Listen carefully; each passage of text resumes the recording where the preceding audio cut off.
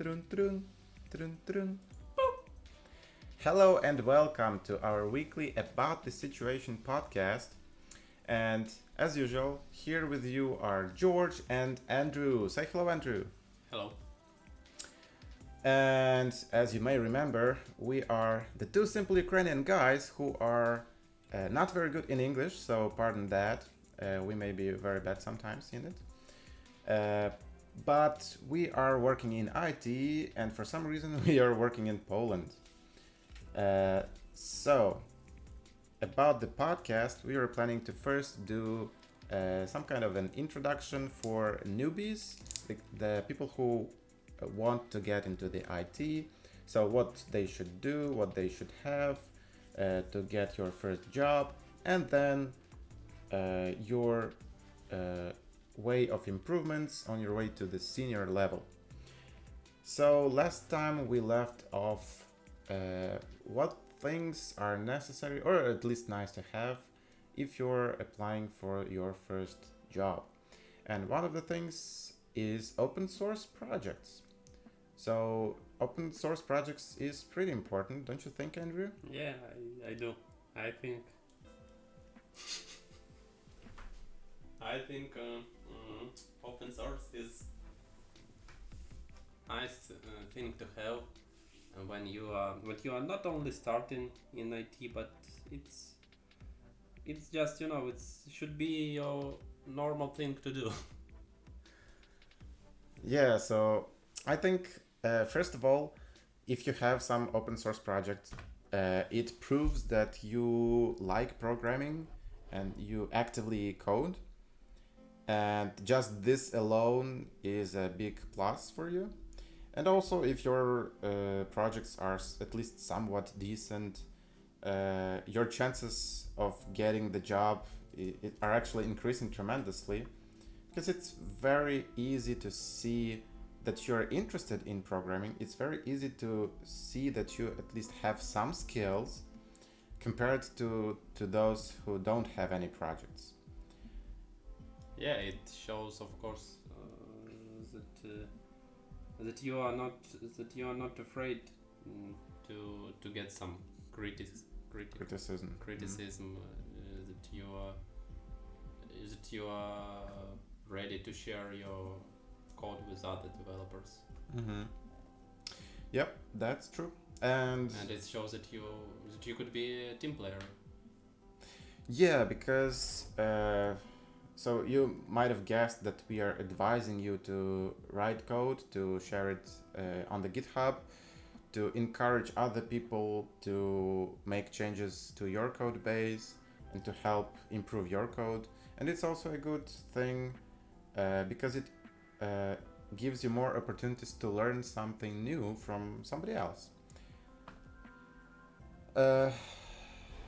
So other things that are good, nice to have when you're applying for a job are some different courses and some certificates. In my humble opinion, it's not super important, but the HRs, I mean the recruiters and people who will look at your resume, they will note such courses, they will see that you have some certificates, and you will have an edge over other candidates that don't have such things. Yeah, but I think it depends. It depends from which course or certificate you have.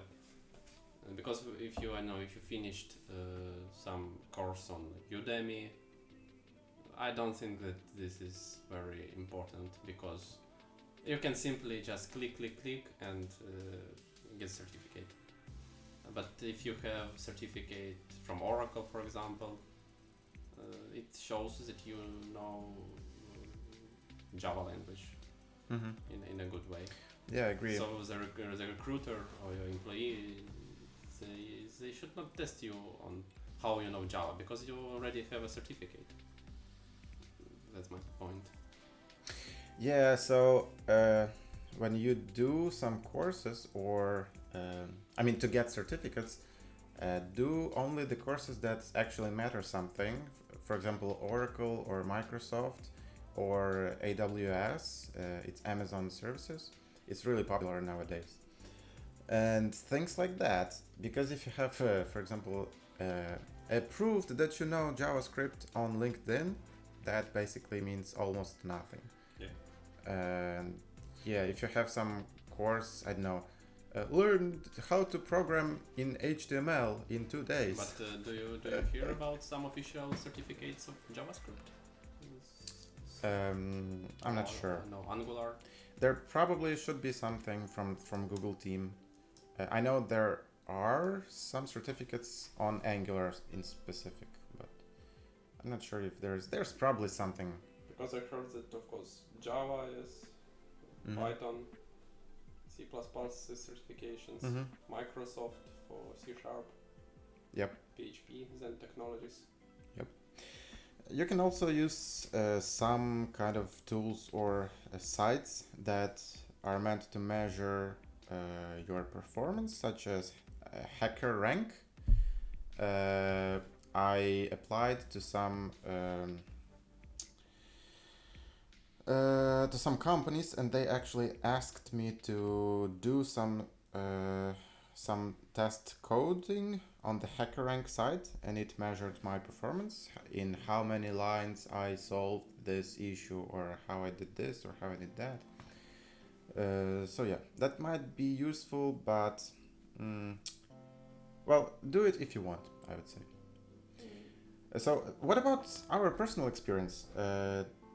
What's your experience about open source project, about different courses or certificates? Did you have any?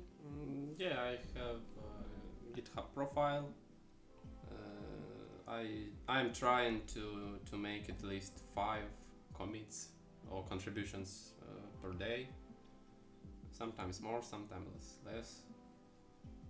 Also, I have done some courses on Udemy and put it in my LinkedIn profile. And also I have some certifications from official courses which I done here in Poland. It's a certification about Postgres and JavaScript. Mm-hmm. Yeah, my situation is actually super different. I have a GitHub account, and I have some projects out there, but they are usually not very large projects. Like, you can do it in 1 or 2 weeks, for example.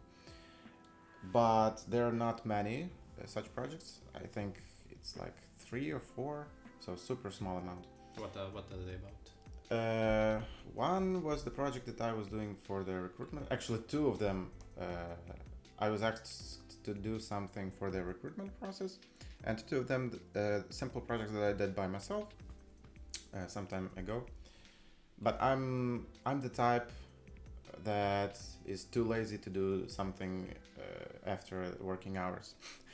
So I don't advise you actually to do that.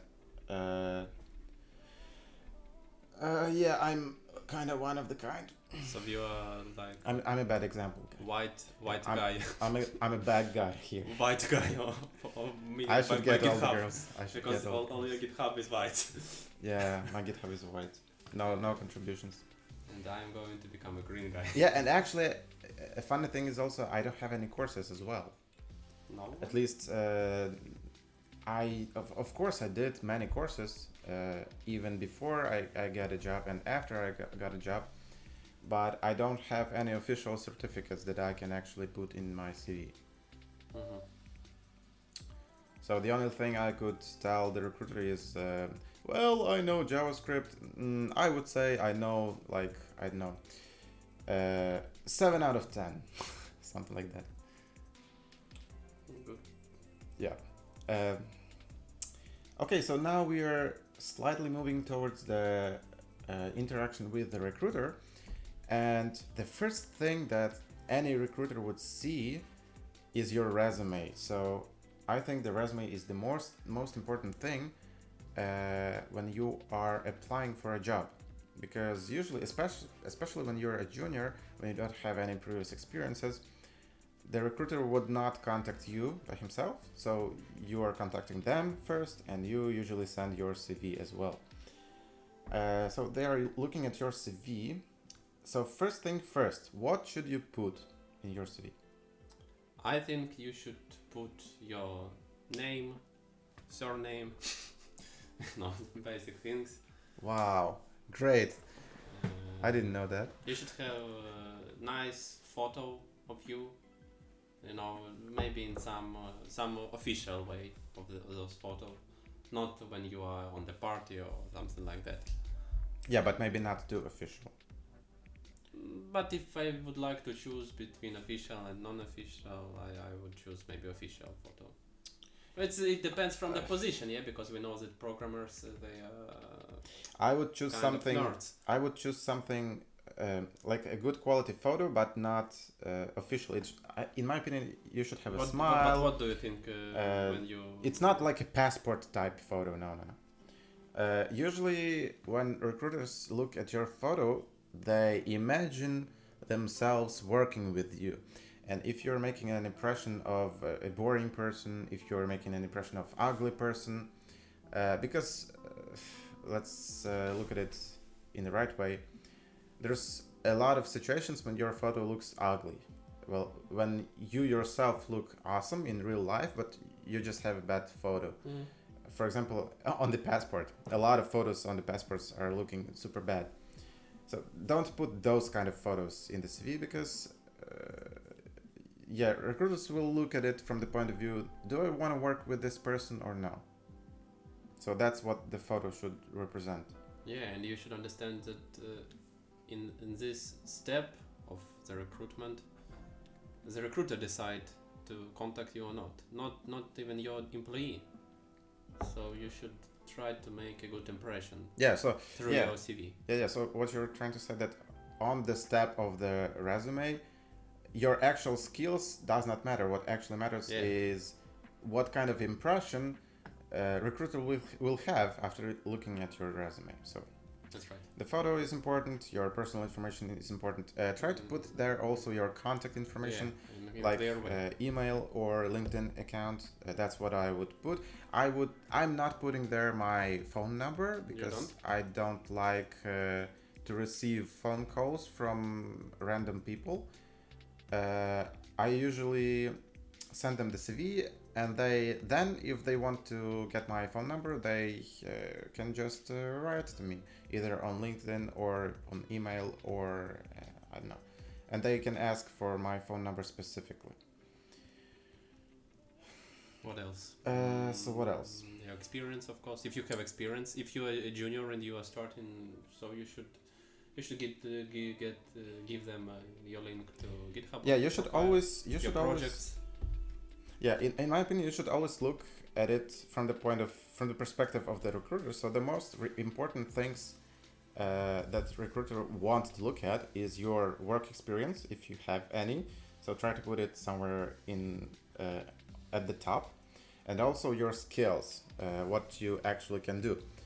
Those are the two things that are the most important for the recruiter. So for the work experience, I would put months. So for example, I worked 8 months in this company, and it's also good thing to put the projects that you worked on. So I worked on the project this and this.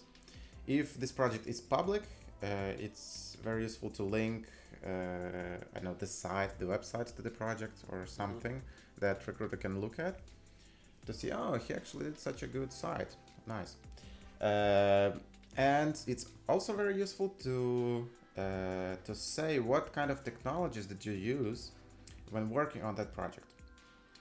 So then, because if you have, for example, 3 technologies that you specialize in, and you have 2 previous work experiences, then you can put that, for example, for 3 months you worked with this technology, and for 2 years, let's say, you worked with those other 2 technologies, and then recruiter will know that the first one you're not very good at because you worked on it 2 years ago and for only 3 months.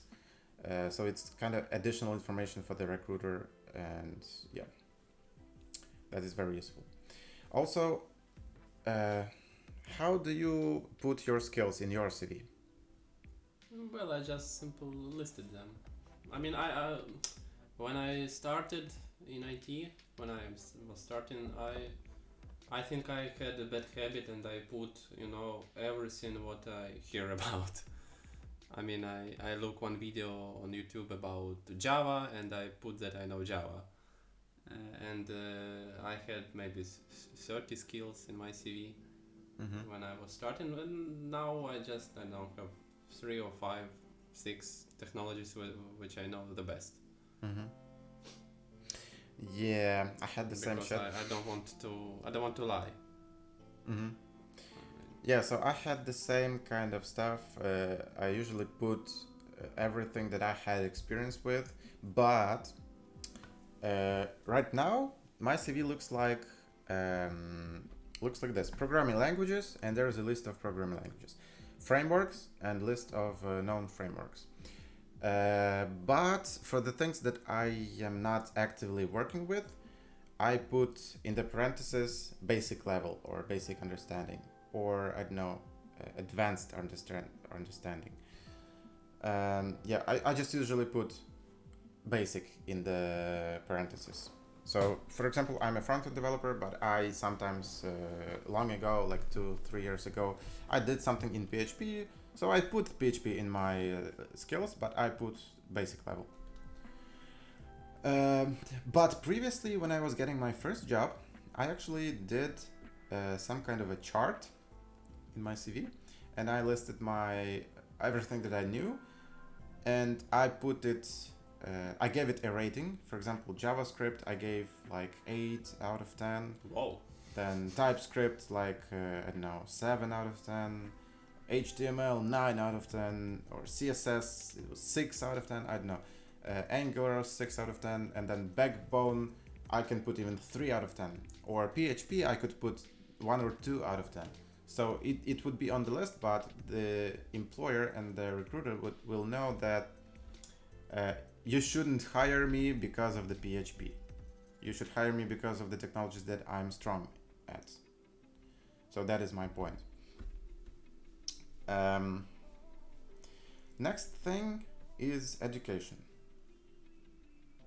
Yeah, I mean, I have those in my CV, but I don't know, is it very important in programming, in IT? Yeah, right I now. mean, I was working on 3 places, and no one of them asked me about what am I doing, what did I do in my studies or something like that. Okay. It's just a piece of paper. Yeah, right now I think I agree. You absolutely don't need to have any higher education to get a job in IT, and basically nobody looks at it. But if you're aiming for a high position, especially in the future, it's just nice to have, but it's not super important. So, how to put it in case you have a higher education? Just say from, for example, 2015 to 2020, I've studied in something technical university, and you can say that uh, And you should add your degree, yes. yeah, you should add your engineer degree or master in, or yeah, something like that. bachelor or master, or I don't know, doctor, in case you have one, which I doubt you do. And next things I would put on my CV, actually, the courses and certificates, and also you can put like a point in your CV, my GitHub projects, and you can list your GitHub projects and give a link to them if you have any. And yeah, that's very simple, very plain, very readable. And last thing is hobbies. Many people, or the section about me, if you want. It's usually a few sentences about how you see yourself, what do you think your strong points are, what are you good at. You can say that I'm good in communication, or I know such and such languages. I'm very good at this, I'm very good at this. Or you can just say that in my spare time I love playing pool or playing video games and blah blah blah. Or playing CSGO. Maybe that company has its own team in CSGO. Yeah, and you will get an extra point. Yeah, you'll get an extra point. But you should try not to make your CV very large. I mean, Yeah, especially in the beginning when you're it should still be a junior. 1-2 pages. Yeah, when you're a junior, as simple as possible. So, So basically, I advise you to get some things which distinguish you from the others, because in your starting point of your career, there are a lot of like you. So you should do something which will show that you are better than them. also one thing. Okay, never mind. So usually, what CV looks like is it's obviously name, surname, contact information, then list of skills, and then maybe some kind of education and maybe some courses. So you need to base yourself from this position and add something in addition, something to distinguish yourself from this standard set of things that are in the CV. So you need to have. It's good to have open source projects, any good courses, good certificates, and yeah, maybe your projects. And if you have working experience, that's also very good, especially if you're aiming for a junior position. So, do you think the resume should look good? Of course. Yeah, it's true. Yeah, because many people. I think you should really work hard on it. It's quite of it's an important part of recruitment process. Because how I see it is, it definitely should be very readable. Yeah, So that's right. Because you should look at it and you should immediately understand what is going on, yeah, what are the main sections, what are the additional information, and where to find the most important information. Okay. And this is, in my opinion, the most important thing. But if you are applying for some kind of front end or design, web design, or UI UX position, or graphics, your CV should look good. The fonts should be very good. All the positioning of the elements should be good. The coloring should be perfect, because it really tells the recruiter what is your, I don't know, what is your taste, what is your skills of presenting yourself. Because if they want you to present their company, they will probably look at how you present yourself. So yeah, that's important. And one more thing about resumes. I actually get it a lot, and it's a very controversial topic. Do you lie in your resume? well, currently I don't think so. But in the past, I don't like to call it lie, but I just add some things which I don't really know, something like that. Or no, I add sometimes some extra months to my work experience, something like that. I mean, I work in one company for 9 months, but I wrote in my CV that I worked there 1 year. Mm-hmm. You know. Wow, that's nice to know. But currently, no. I think I have quite a big experience, and I don't need to lie. Okay. In my case, you need to understand what is the purpose of the resume, and the purpose of the resume is to get to the technical interview. Because usually the recruiter that looks at your resume, the recruiter doesn't know a thing about programming, and the recruiter just looks at the impression, looks at your skills, looks at your work experience, blah blah blah. So I think if you want to get to the technical side, you can not really lie, but you can exaggerate things a little. For example, you know PHP 3 out of 10, you write 5 out of 10.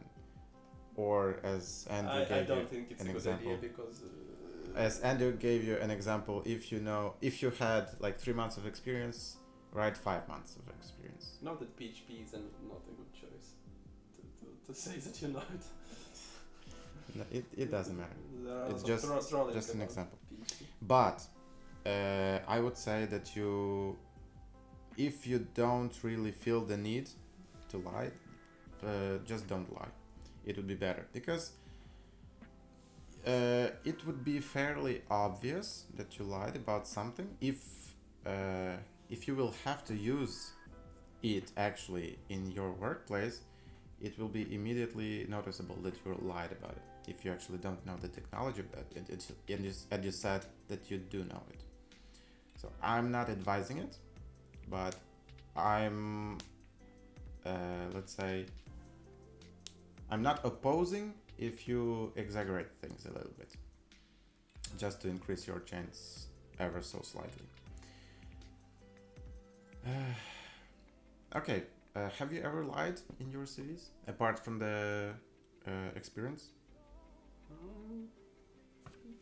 I don't like to code, as I said.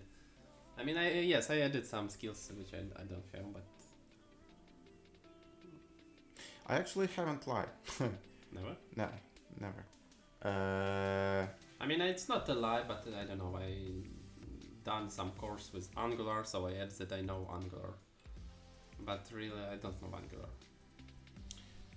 It's just something like that. I mean, I know some basics, but No, but the thing is, when you don't specify how well you know the language, I think you can put it in the CV. In my case, right now, I'm putting basic level in the parentheses. But if you don't put it when you're a junior, I think it's okay. you know, In any case, it will usually become apparent on the technical interview. but it was funny situation. Some years ago, I went on a technical interview, and actually I put it that I know HTML, CSS, and Angular, Mm-hmm. and the position was backend developer. Yeah. Of course, I also put that I know PHP, SQL, and so on. And the guys just give me, a front-end task to do What the fuck? in technical interview. Yeah, that's weird. It's very weird. Of course, I didn't do it well because it's not my main specialization. Mm-hmm. So you should be very careful with such things. But it also shows that the company is not really serious and Yeah, it's they don't know who they recruit. yeah, that's actually a whole another topic. But I just hate it when the companies want all-in-one man. The company wants something that can do backend, front-end, design, speak with the client, manage your Manage tickets, tasks. blah blah Right. blah, and for the salary of junior front-end developer. What the hell? That's not how you do things. Don't even apply to such companies. Oh, yeah, you can just to apply for some training Yeah, you can apply for fun. Let's say for fun. for the interview experiences, I would say. Because they wrote such things for fun too, I think. Because Yeah. Okay, so let's just talk a little bit about the interviews itself. Let's say the recruiter likes your CV and they are calling you back. So usually what you will have is interview, or I wouldn't say it's an interview, it's just a talk with an HR and maybe sometimes an English talk. And only then it will be a technical talk. So a talk with HR, why do you think they even do it? well, as you said before, they want they imagine that they will work with you, so they want to know you better. see how you act in this, in voice conversation. So they just asked basically some biographical things. They ask the same things which you put in your CV, mostly, and they look how you make those calls. Yeah, from my experience, the first thing that they look at, well, it's not the first thing. They basically want to have a chat with you, not long, like a few minutes, just to see if you're an okay person, if you're not some kind of a weirdo, if you're sane. And maybe they'll have some questions about your work experience or something in your resume, just to clarify things a little bit. But usually they do such talks if you're a foreigner and maybe if you're coming from the non-English speaking country, just to make sure that your level of English is okay, is passable. Or in our case, level of Polish, because usually those HR talks were in Polish. And also they may ask you about your legal situation, what documents do you have, how do you work in that country, etc. etc. So just some miscellaneous stuff. And sometimes you also have English talks. It's super easy. Usually the recruiter just speaks a few words with you in English, and if your level is satisfactory enough, they say, okay, you're passing. But sometimes better companies, slightly better companies, they are hiring English teachers, or they have English teachers employed, and the English teacher can provide a separate English talk. I had it just once before, actually, and it was quite nice. So yeah, those are good. It's pretty straightforward. If you know the language, if you can communicate, then you're okay. If you don't know the language, then you should probably say so in your resume. And that's it. And if you pass all of that shit, you're coming next to the technical. But it's it's very important to make a good impression. Yeah. Yeah, it's very important to make a good impression. Actually, do you want to say maybe something about your experiences with such talks with HRs? I didn't have a lot of them, but I did some, and I don't know. I mean, as you said, we just talk about my experience, some small conversation in English. But my advice is to use official language. You should not speak with recruiter like with your friend, something like that. Yep. That's all what I want to advise you. Yeah, don't be like, yo man, what's up? Let's go for a beer afterwards. No. No shit like that. Be polite, be nice to talk with, be friendly, I advise you. Just make an impression of a person that is easy to talk with and easy to work with, because that's what they are looking for. They don't want a person who disagrees with everything, but they also don't want a person who agrees with everything. Just be reasonable. That's all.